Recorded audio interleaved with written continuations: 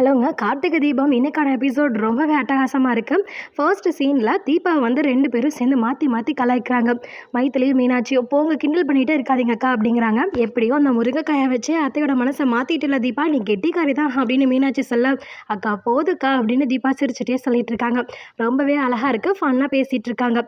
சரி சரி போதும் போதும், டைம் ஆச்சு, கார்த்திக் வந்துடுவார், அவருக்கு சர்ப்ரைஸாக இருக்கட்டும், சீக்கிரம் ரெடி பண்ணலாம் அப்படின்னு சொல்லிட்டு எல்லாத்தையும் ரெடி பண்ணிட்டு தீபாவையும் ரெடி பண்ணுறாங்க.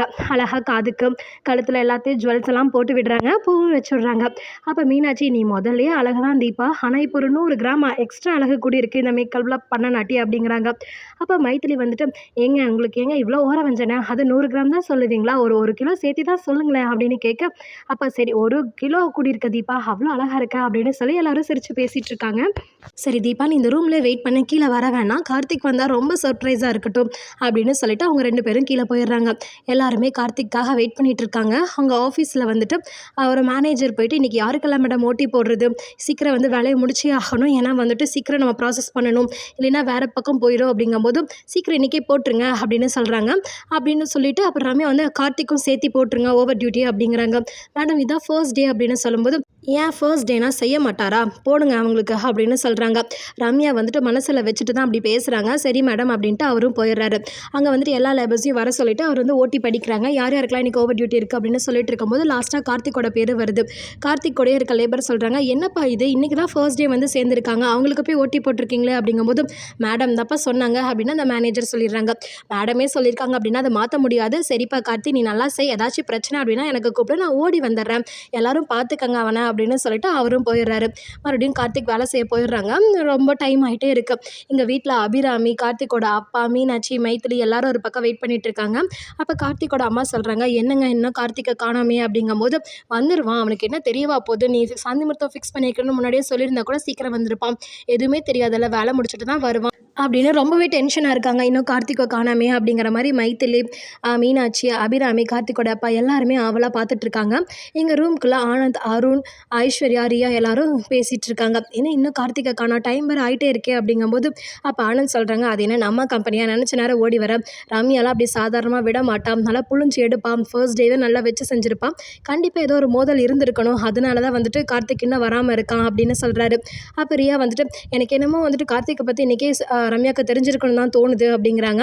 இருக்கலாம், ஏதாச்சும் இவனும் பண்ணியிருப்பான், ரம்யா கிட்டலாம் யாருமே வாலாட்ட முடியாது, ரொம்ப ஸ்ட்ரிக்டாக இருப்பான், அதனால் கார்த்திக் கஷ்டப்பட்டு தான் வருவான் அப்படிங்கிறாங்க. அப்போ அருண் சொல்கிறாரு, எனக்கு என்னவோ கார்த்திக் தான் ஜெயிப்பான்னு தோணுது, நீங்கள் எல்லோரும் வேணால் பாருங்களேன் அப்படிங்கும்போது, ஐஸ்வர்யா இவர் எப்பவுமே இப்படி தான் அபசகனமாகவே பேசிகிட்டு இருப்பார், நீங்கள் கொஞ்சம் நேரம் அமைதியாக இருங்களேன் அப்படின்னு சொல்லி அருணை வந்து ஐஸ்வர்யாவும் திட்டிகிட்டு இருக்காங்க. மேலே தீபாவும் ரொம்ப நேரம் வெயிட் பண்ணிட்டு இருக்காங்க. பக்கத்துலேயே பால், பழம் எல்லாமே வச்சுருக்காங்க. தீபா ரொம்ப நேரம் வெயிட் பண்ணிகிட்டே இருக்காங்க, அவளோட எதிர்பார்த்துட்டு இருக்காங்க கார்த்திகா. அப்போ கார்த்திக் கீழே வந்துடுறாரு. அப்போ ரமிகா ரொம்ப சந்தோஷம், கார்த்திக் வாப்பா, ஏன் இவ்வளோ நேரம் ஆயிடுச்சு அப்படின்னு கேட்கும்போது, இன்னைக்கு ஓவர் டியூட்டிமா, அதான் பார்த்துட்டு வரக்கு லேட் ஆயிடுச்சு அப்படிங்கிறாங்க. அப்படியாப்பா, சரி சரி அப்படின்ட்டு மீனாட்சி சொல்கிறாங்க, போய் குளிச்சுட்டு புது ட்ரெஸ் இருக்குது அதை போட்டுட்டு வாங்க அப்படிங்கிறாங்க. புது ட்ரெஸ்ஸா, எதுக்கு அப்படிங்கும்போது, போட்டுட்டு வாங்க அப்படிங்கிறாங்க. சரி தீபா எங்கே அப்படின்னு கேட்குறாரு. தீபா மேலே தான் இருக்கா அப்படிங்கிறாங்க.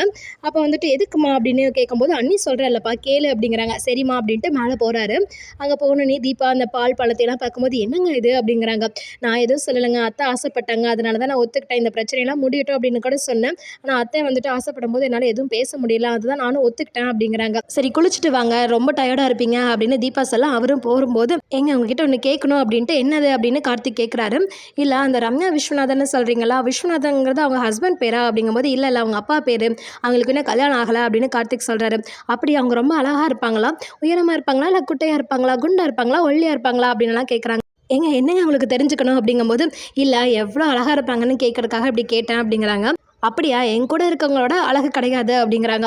உங்கள் கூட இருக்கவங்களா, யாருங்க அவங்க அப்படிங்கும்போது, அப்படியா கண்ணாடியை போய் பாருங்க அப்படின்ட்டு கார்த்திக் போகிறாரு. தீபக்கு கொஞ்ச நேரம் ஒன்றுமே புரியல, யாராக இருக்கும் அப்படிங்கும்போது, கண்ணாடியை போய் பாரு அப்படின்னு சொன்னது. அதுக்கப்புறம் தான் அவங்களுக்கு ஞாபகம் வந்து அவ்வளோ சந்தோஷப்பட்டு வெக்கப்படுறாங்க. கார்த்திக்கும் அதை திரும்பி பார்த்துட்டே சிரிச்சுட்டே போகிறாரு. அடுத்த சீனில் ரியாவும் ஆனந்தும் முன்னாடி சோஃபாவில் உட்காந்துருக்காங்க. அப்போ ஒரு லாயர் வராரு. ஆனந்த் கேட்குறாரு, யார் வேணும் அப்படிங்கும்போது, ஆனந்த் சார் வீடா அப்படிங்கும்போது, ஆமாம் அப்படிங்கிறாங்க. இல்லை எங்கள் டிவோர்ஸ்க்கு அப்ளை பண்ணியிருந்தாங்க, அதுக்காக பார்க்க வந்திருக்கேன் அப்படிங்கிறாங்க. அப்போ வந்துட்டு, டிவோர்ஸ்க்கு இங்கே யாரும் அப்ளை பண்ணலையே, ரியா அன்னைக்கு நீ போய் லாயர் பார்க்குறேன்னு சொன்னேன், இந்த லாயர் தானா அப்படிங்கிறாங்க. இல்லை இந்த லாயர் கிடையாது, நான் வேறு லாயர் தான் பார்த்தேன் அப்படின்னு ரியா சொல்கிறாங்க. இங்கெல்லாம் யாரும் டிவோர்ஸ்க்கு அப்ளை பண்ணலங்க, நீங்கள் கிளம்புங்க அப்படின்னு வந்துட்டு ஆனந்த் சொல்ல, அவரும் கிளம்ப போகிறாரு. அப்போ வந்துட்டு மீனாட்சி வராங்க, நான் தான் அப்ளை பண்ணேன், நீங்கள் இங்கே இருங்க லாயர் அப்படின்னு சொல்லி உள்ளே வர சொல்கிறாங்க. ஓ! நீ தான் அந்த வேலைய பார்த்ததா? உனக்கு அவ்ளோ தைரியம் ஆயிருச்சா? அப்படின்னு ஆனந்த் பேசுறாங்க. அதான் ஆல்ரெடி வந்துட்டு கட்டின பொண்டாட்டி இருக்கும்போது வேற ஒருத்தைய கூட்டிட்டு வந்து வீட்ல வச்சிருக்கீங்க. இதுக்கு மேல நான் எதுக்காக வெயிட் பண்ணணும்? எனக்கு டிவோர்ஸ் வேணும் அப்படிங்கிறாங்க. என்ன நீலாம் ஒரு குடும்ப பெண்ணா? அப்படின்லாம் கேட்குறாரு ஆனந்த். நான்லாம் குடும்ப பொண்ணா இருக்கிறது இருக்கட்டும். நீங்க ஒரு குடும்ப ஆம்பளையா இருந்திருக்கீங்களா? கட்டின பொண்டாட்டி வீட்ல இருக்கும்போதே வேற ஒருத்தி கூட குடும்பம் நடத்துறதுக்கு ஆசைப்படுற நீலாம் என்ன மனுஷன்னு சொல்றது? எனக்கு டிவோர்ஸ் வேணும் அப்படிங்கிறாங்க.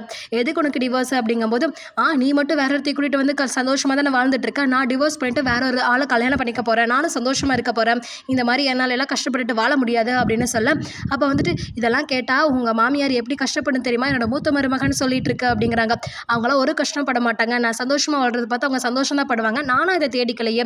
நீ பண்ண காரியத்தினால நான் ஒரு வேற வாழ்க்கைக்கு தேட போறேன். இதுல ஒன்றும் தப்பு இல்லை. கண்டிப்பா அவங்க கஷ்டப்பட மாட்டாங்க அப்படின்னு மீனாட்சி பேசுறாங்க. ஆனந்த்னால அதை தாங்கிக்கவே முடியல. மீனாட்சி வேற ஒரு கல்யாணம் பண்ணிக்க போறேன்னு சொன்ன உடனே வந்துட்டு ஆனந்த் வந்து என்னது அப்படிங்கிற மாதிரி ரொம்ப கோவப்படுறாரு. அப்போ ரியா சொல்றாங்க, ஆனந்த் அதான் வந்துட்டு வேணுனே அவளே வந்து வலையில விழுகிறா. நம்ம எப்படி இருந்தாலும் அவகிட்ட டைவர்ஸ் வாங்கறதா தானே இருந்தோம். மியூச்சுவலாக போச்சுன்னா சீக்கிரம் டிவோர்ஸ் கிடச்சிடும் ஆனந்த். நீ வந்து சைன் போட்டு கொடுத்துரு அப்படிங்கிறாங்க. ஆனந்த் வந்து ரொம்ப யோசிக்கிறாரு. என்ன பண்ணுறது அப்படிங்கிற மாதிரி தவிக்கிறாரு. ஏன் ஆனந்த் நீ யோசிச்சுட்டே இருக்க? நீ டிவோர்ஸ்க்கு சைன் போட்டு கொடு அப்படின்னு ரியாவும் ப்ரெஷர் கொடுக்குறாங்க. அவள் தான் எவ்வளோ வாய் பேசிகிட்டு இருக்கா. நீ அவள் கூட வந்துட்டு எதுக்கு ஆர்குமெண்ட் பண்ணிட்டு இருக்கா? நீ சைன் போடு அப்படின்னு சொல்லி வா அப்படின்னு கூப்பிட்றாங்க. அப்போ இன்னொரு பக்கம் மைத்திலிக்கும் தீபாவுக்கும் அவ்வளோ சந்தோஷம். கண்டிப்பாக அவர் சைன் போட மாட்டாரு அப்படிங்கிற மாதிரி பார்த்துட்டு இருக்காங்க. மீனாட்சி என்னென்னமோ பேசிகிட்டு இருக்காங்க. சரி கொடுங்க டிவோர்ஸ்க்கு சைன் போடுறான் அப்படின்ட்டு ஆனந்த் போய் உட்காந்துறாரு. லாயரும் அந்த பேப்பரை கொடுக்குறாங்க.